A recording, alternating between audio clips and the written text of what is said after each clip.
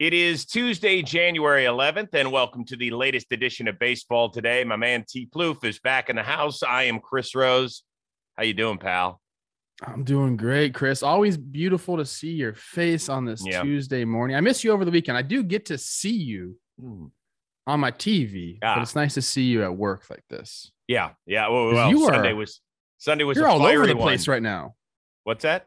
You're all over the place right now. Everywhere I look on my TV, there you are. Yeah. Well, January's a good month. January's a good month. It was the return of BattleBots last week. Did Teddy go watch the new one, your son? We have. He's super into BattleBots, and I love watching it with them. But the problem is, Chris, he's like, why can't we build one of those? Like, he wants me to go to the store and build him a BattleBot. I said, I don't think that's how it works, bro. Well, there are toys. There are BattleBots toys. He doesn't want that. He wants fire. Well, work our way up to it. Isn't Teddy 7? He's 6. He's 6. Yeah. Well, we usually wait till about 8 or 9 before we start implementing fire in the BattleBots department. So fire doesn't even work anyway. That's what I've got. That's just for show. It's spectacle. Yeah. Well, for the most part, there's a couple in there. If you haven't tuned in before, it comes out every Thursday. There's a brand new episode on Discovery Plus. And I know that Jimmy's going to be doing some breakdowns of the new season. So awesome. those will all be fun.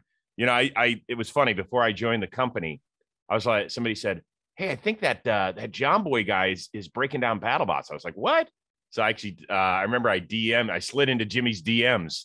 I was like, "So that's me that actually does the BattleBots?" He's like, "No way!" I was like, "Yeah." And little did I know that I would become a part of the family. Part of the family. Hey, for parents out there, that's a really good show for kids. It's like, it's awesome. And it's good for adults too, because it's like a lot of kids shows. You're like, oh God, we got to watch another. Like, this is fun for adults too. It is. So there you go. Can I mention something that happened 35 years ago today and I still haven't gotten over? Yes, you can.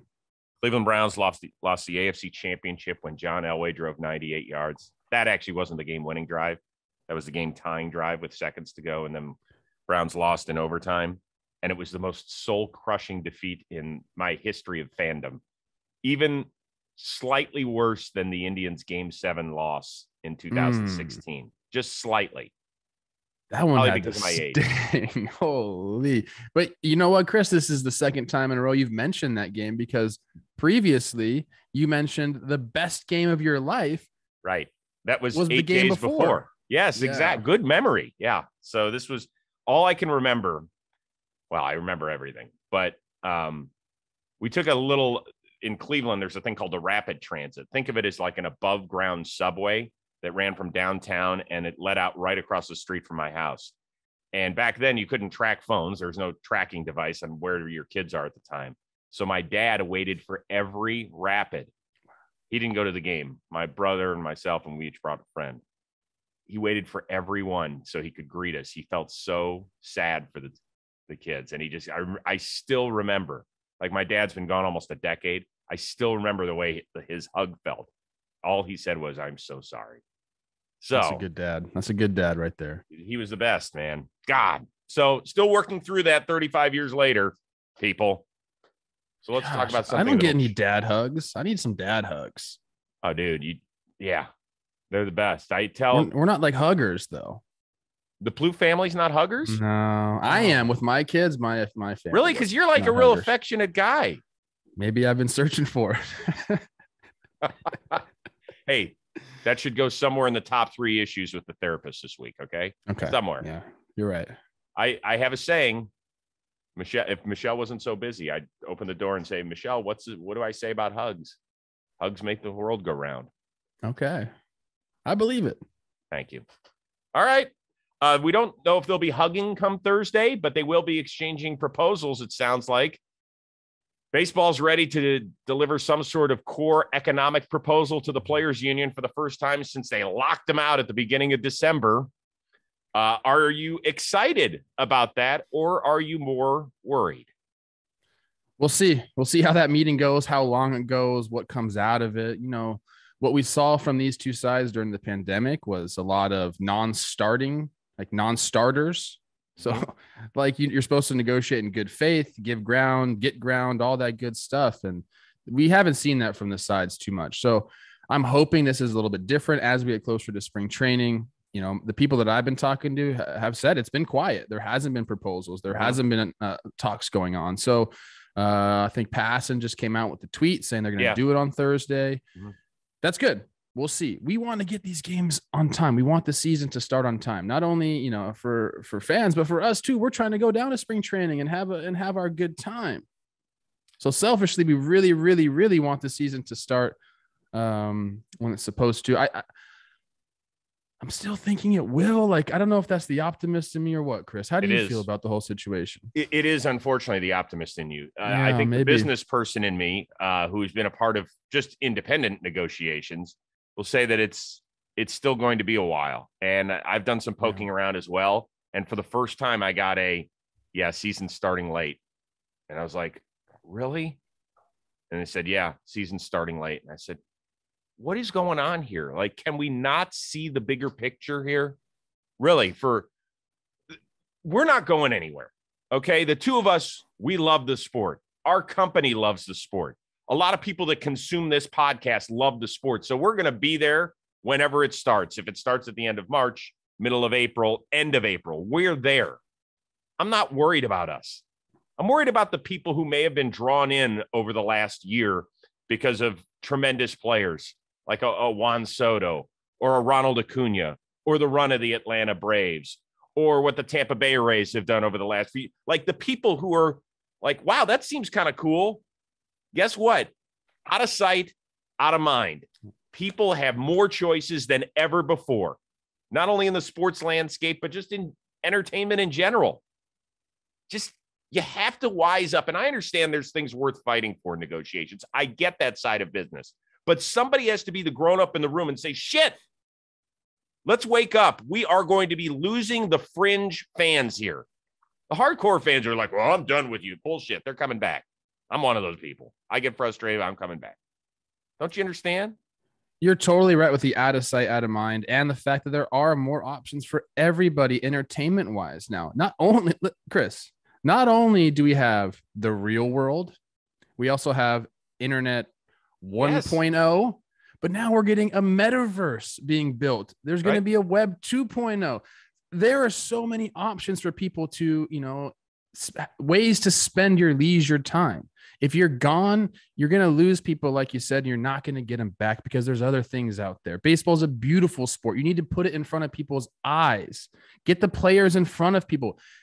I mean, people are looking at a screen all day long and they can't find any baseball right now because why? A self-induced lockout. We have to get the game going again. If we start to miss games, it's going to be very, very detrimental to our sport. I firmly believe that.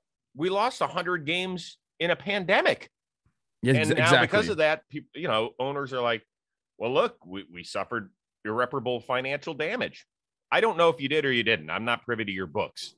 But man, there's a great way to make sure you can recoup some of that money. Make sure your doors are open.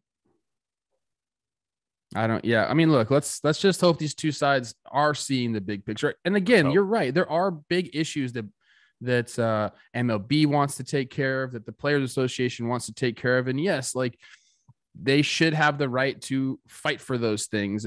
But they've had this time already. They've had so much time. Why are you waiting to the 11th hour? I just don't get it. I don't get it either. All right, let's continue on. This was kind of an interesting story that just kind of popped up out of nowhere over the last several days in the Tampa Bay Times, that there were a bunch of business owners in the Tampa St. Pete area who have kind of signed off on an issue which kind of got tabled recently. Remember, well, I don't remember if it was a year ago or whenever it was in the time spectrum, that the Rays were thinking of splitting a season up in Montreal. Well, apparently that has regained steam via the business community down in Tampa. And they said all these businesses are signing off on having like 41 games down here in Tampa and 40 games in Montreal. And we're excited to bring all the fans of Montreal down here. A, did it seem weird when you read that? And B, do you think that this is really plausible and interesting? I think when it first came out, I said, that's interesting to me because all I've ever heard is how amazing Montreal is. Yep. But then when you start to, by the way, hey, Plouffe. Yes. I heard it was really interesting in some areas. Okay. We'll talk about that later, guy. Oh, that's an offline discussion. Jeez. Anyways, let me get back to my point here. I think Montreal is a great baseball city. It's already been a baseball city, but you don't need to take away from another one. Let's expand the game. Let's give Montreal their own team. Let's keep Tampa's team in Tampa, and specifically in Tampa. Let's get out of St. Pete. I think that's the biggest issue is people trying to get to the game. You need a new stadium. It shouldn't be in St. Pete. It should be somewhere in Tampa. There's plenty of space in Tampa. Totally. Have you ever been to Florida? There's open space everywhere. Yep. So I think if you're asking two people, the players, they don't want to split a season. No. It's a nightmare already getting spring training housing, and then your housing for your season. If you have to get 2 houses for your season and then go, it's a nightmare. That is brutal for the players. And number 2, for the fans, you're going to give each of these cities a half of a season. That doesn't make any sense. Go read some of the tweets out there and then read the replies to them. It's all Tampa Bay Rays fans saying, can we please keep our team? They are crushing it in Tampa with their sports right now, with the Bucks, with the Lightning. The Rays are awesome. They're one of the best teams in baseball. They're probably the best run franchise in the sport right now, maybe behind the Dodgers. But let's keep them in Tampa. That's what everybody wants. Give them a new stadium. I don't know what it takes for that. If the owner's got to fork up some extra cash for your stadium, do it. I just think it doesn't make sense. I think they said in the article it was a win-win-win, and I don't believe that to be true at all. Well, first of all, with your you bringing up the point about the players, go ask the Toronto Blue Jays how that worked out for them last year. Living in Dunedin, living in Buffalo, and then living in Toronto. It's like you get. It probably cost them a playoff spot, I bet you, dealing with that. So they finished a game out. How could you say it didn't? I mean, plus just the physical wear and tear on your body, and you're not really having homestands. It would feel like almost having the entire season on the road. And do you get 2 weeks in the middle of the season to move? Because what are you going to move on an off day from Tampa to Montreal? Like you need more time than that. To me, the interesting part was the number of people who signed off on it. And I can only think that all the business people and the legislators who are on that side of things down in Tampa, St. Pete area are thinking, well, the Montreal people are going to be so attached to that baseball team, they're going to want to travel down here and bring all that influx of money. That's the only reason I can think of that they would want to sign off on. That doesn't make any. Wait, think about what you just said. The fan base is going to travel 3,000 miles because they love their baseball team so much. It's not 3,000. How many miles is that? I don't freaking know. Well, I mean, Montreal is not that far from New York City. Okay. How far is it to Florida? 1,000 miles, 1,500 miles? I would guess 1,500. Robbie, why don't you look it up? Let's take the shortest map quest. I thought Montreal was like central Canada. Central Canada? Like not central, but like in the middle somewhere. No. Oh, okay. It's a 22-hour drive. That's not that bad. Hold on, here's miles. Hold on. I'm gonna guess 1,781. Close. I'll go $1, Bob. 1,494. There we go. 1,494. Who's driving this thing? That's what I'm saying, though. Like, doesn't matter. 3,000. No. I want to know why it takes 22 hours to cover 1,400 miles. Oh my God, I had no idea where Montreal was. Wow. Sorry, Canada. You know what? I'm going to call Crespi Prep and I'm going to complain about there. You know what? I'm thinking about Vancouver. That's West Coast, right? Vancouver's right by Seattle, dude. Yeah. It's 90 miles from Vancouver. That's also probably not what I was thinking. It doesn't matter, Chris. The point remains the same. You're going to have people driving 22 hours or flying 1,500 miles to come see a baseball series. You're not. I'm just telling you what I think they thought, not that I'm thinking. I think it's ridiculous. I'm going to have to ask Glass now next time we have him on the rotation if there's any credible movement on that front, because he would be the first one to know. But I feel bad saying take the team out of St. Pete too, because St. Pete's a really cool area. And great area. But it's just tough for people to get in and out. Yeah, it really is. It's not easy. That's true. All right. Interesting little story. I was kind of sifting through on the MLB rumors site. Very interesting thought on former number 1 overall pick, Adley Rutschman, who has yet to log a single day in the big leagues, but that's coming in 2022, whether it's right out of camp or a couple weeks in or whatever it is, he's coming. Would you sign a long-term deal if you were Rutschman, much like guys like Luis Robert did it, Eloy Jimenez did it, Scott Kingery, Evan White, so varying degrees of success, both for player and for team in long-term deals before a guy has swung a big league bat? It all just depends on, the dollar amount, what they're going to offer and how long the contract's going to be and what are the option years. What I would tell people is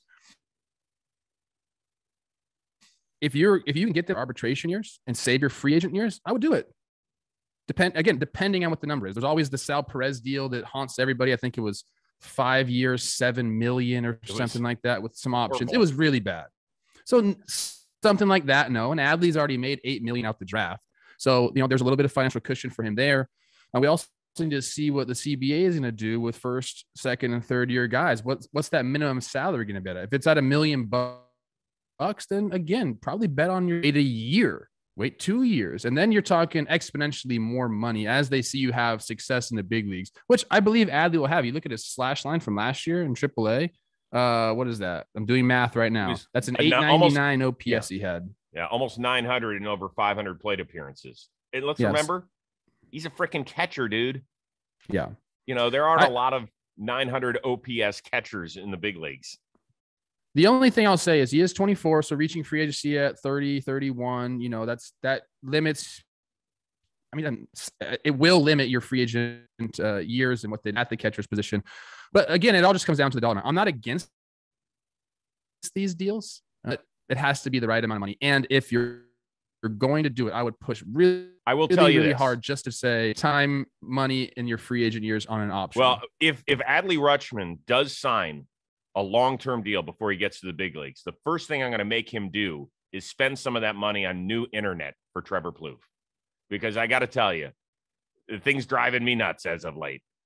I know you live in the poshy, hoity-toity area, and now I've got the greatest freeze of all time of Plouffe. It is, oh God, it is so good. I almost want to take a still photo of it. There you go. You're back. Yeah, you're back. Kind of. But yeah, it's just, I don't know what it is, you people, and what you have to do is call the front gate where they don't allow me in when I knock on the door and I say, I'm here to see Trevor Plouffe, and they turn me away every time. Tell them freaking work on your internet up there. Is it better now? Yeah, there you go. You're back. I just turned off my Wi-Fi. I think maybe that was the problem. Yep. See, that's what I'm talking about. But I guess my point about it is his age does scare me a little bit. So I would, if I were his representation, I would think about it. And I know that a guy like Luis Robert, and I think that Eloy, both of those guys are going to outperform their deals. But on the low end, you don't think the Phillies would like their Scott Kingery deal back? I mean, they don't care about that.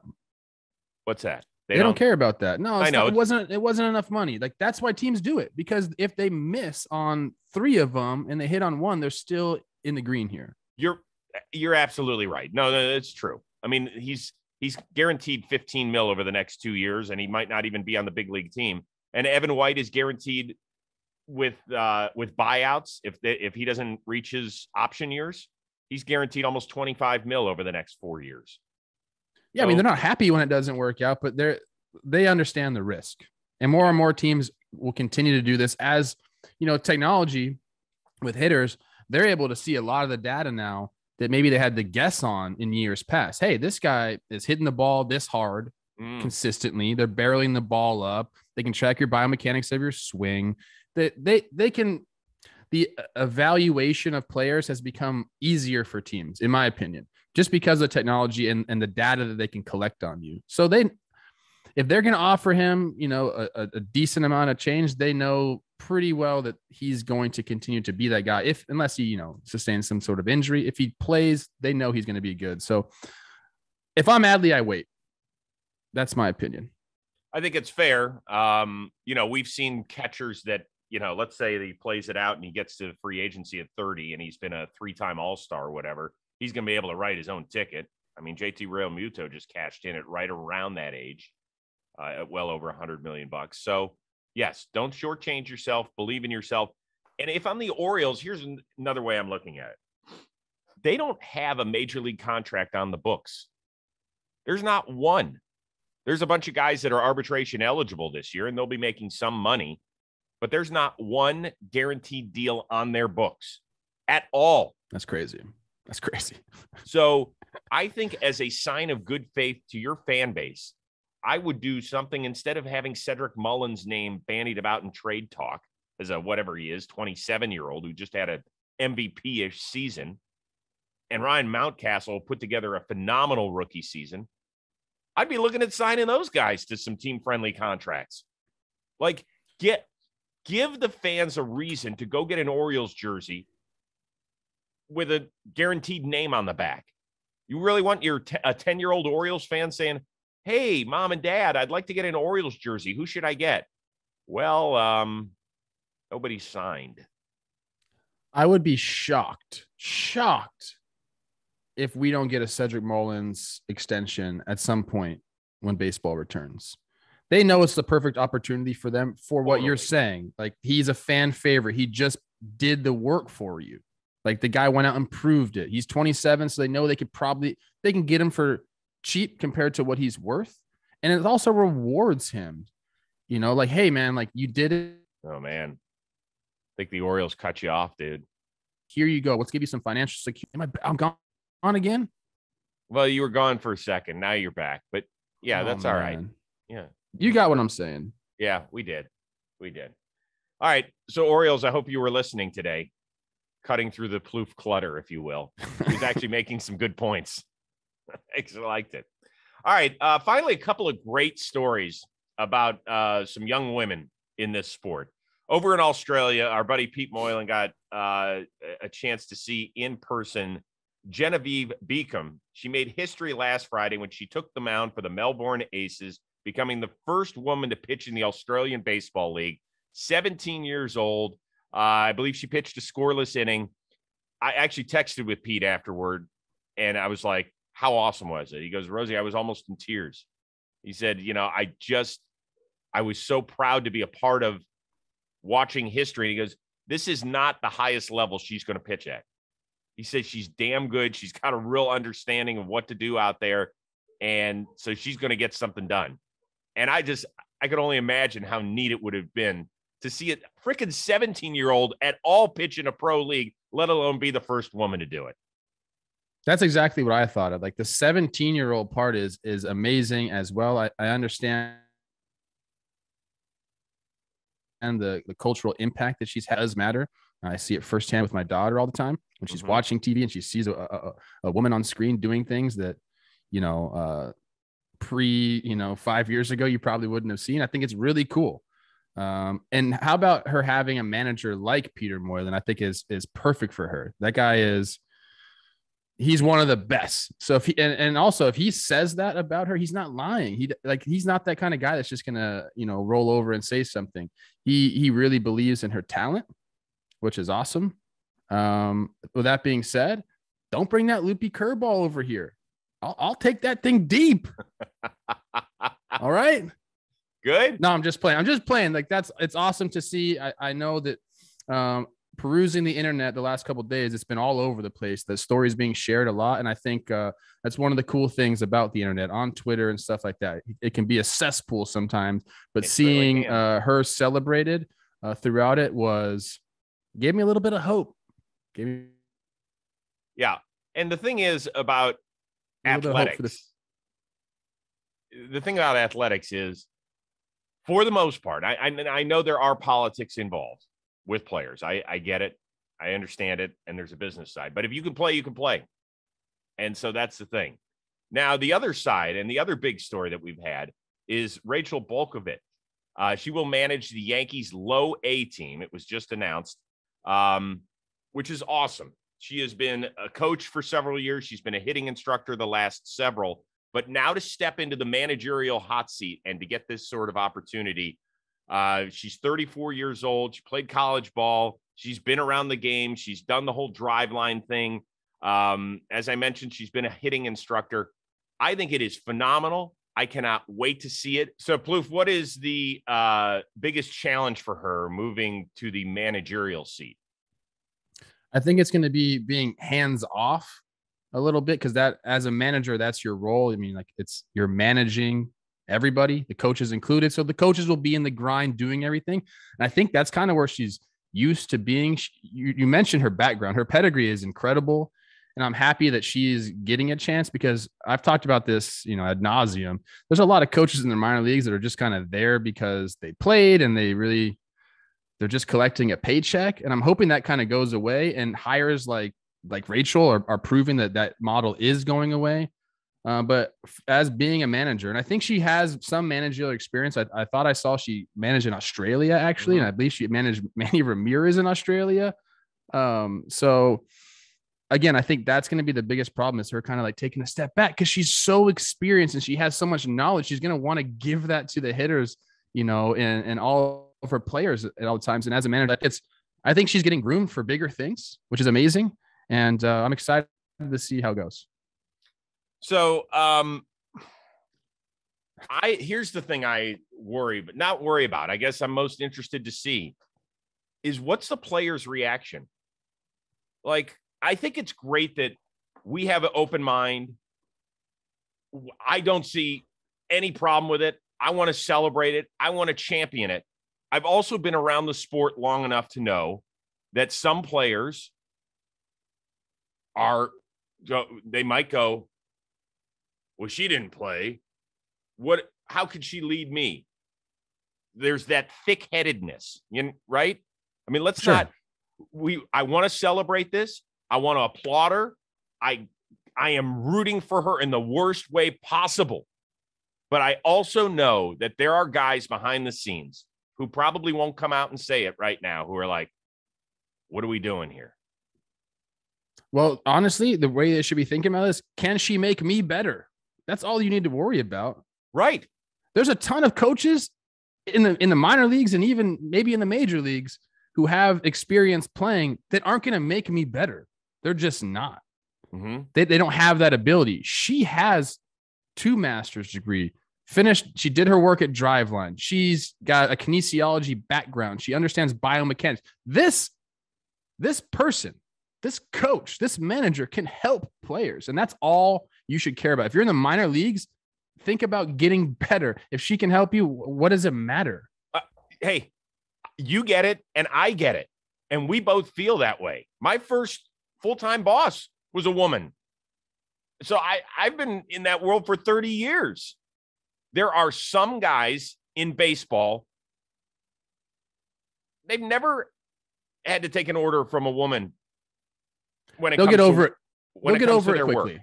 They'll get over it quickly. That's my feeling, because she's going to do it the right way. She's going to put in the work, and that's all you ask for. Like that, from a coach, all I want for you to do is to show up and put the work in and help me in my journey. And she does that. Well, I'm not, once again, I'm not questioning that. I have all the faith in the world that she will do it. Mm-hmm. I just hope that that you just enter with an open mind. I think that's the most important thing in whatever space you're put in, right?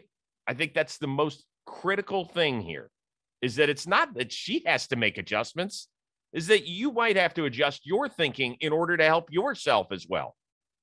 I mean, again, I'll say I do agree with you. I'm sure there are some guys in baseball who are, bigoted and are going to say, hey, I don't want a woman telling me something. I think it's dumb. That's a dumb reason. Ridiculous. So like here, I'm talking to all the minor leaguers that she's going to coach this year. Go get better. She's going to make you better. Go listen to what she has to say. Okay. And guess what? If she doesn't and she stinks, that's okay. You can say something about it. That's not going to happen though. Yeah. I have all the faith in the world based on what I've read here. And her credentials are far and above most minor league coaches, like way above.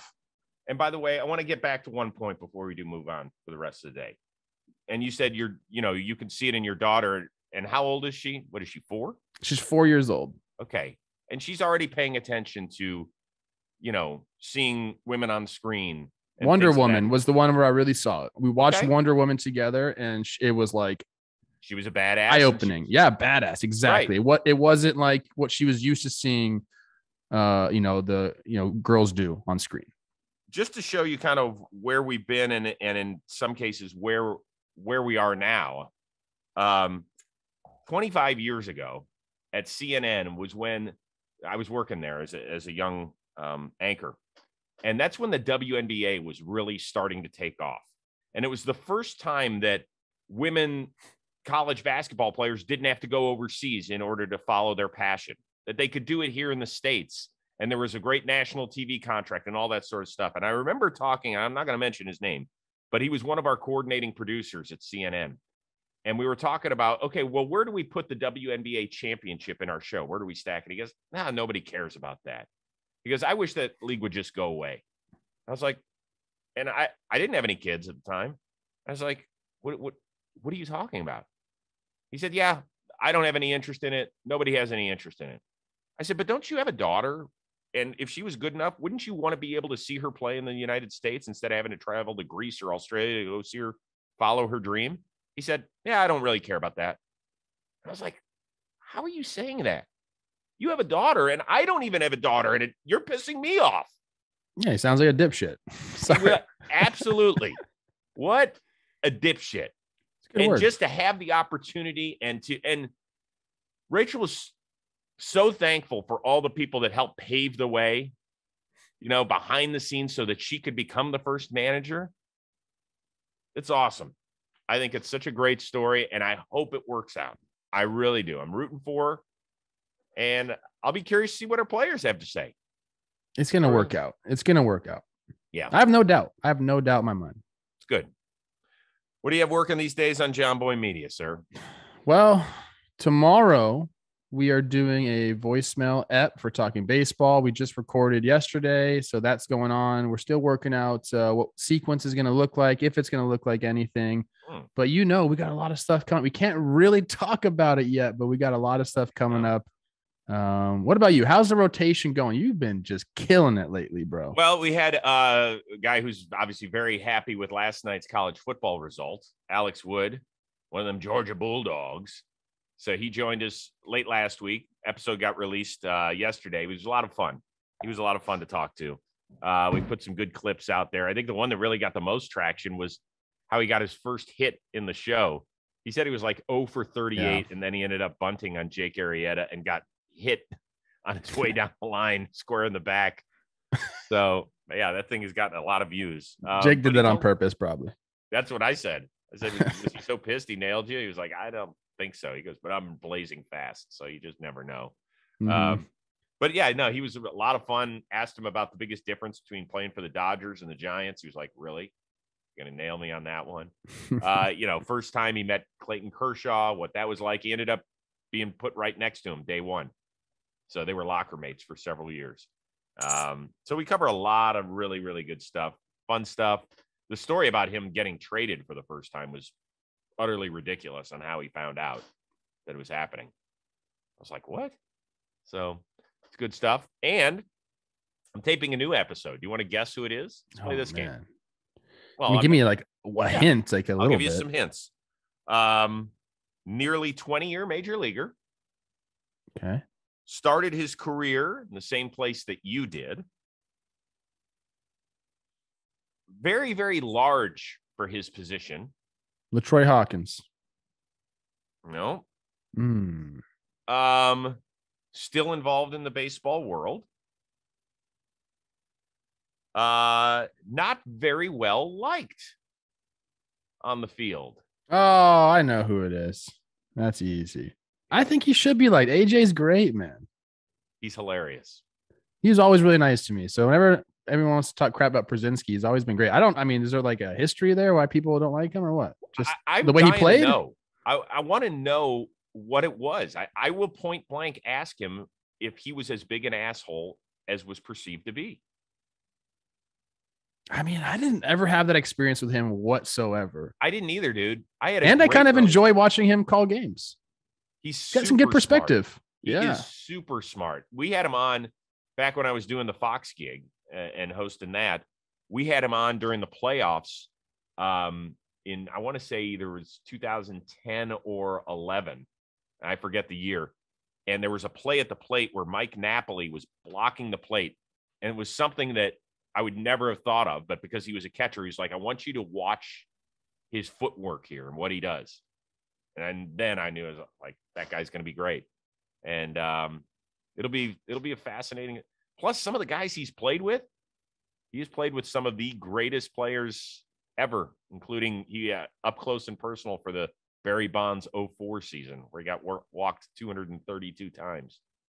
It's wild. I'm excited for that episode. I bet he's got a lot of fun things to say. Yeah, I've known him a long time, but I can't wait because he always busts my balls. Got energy.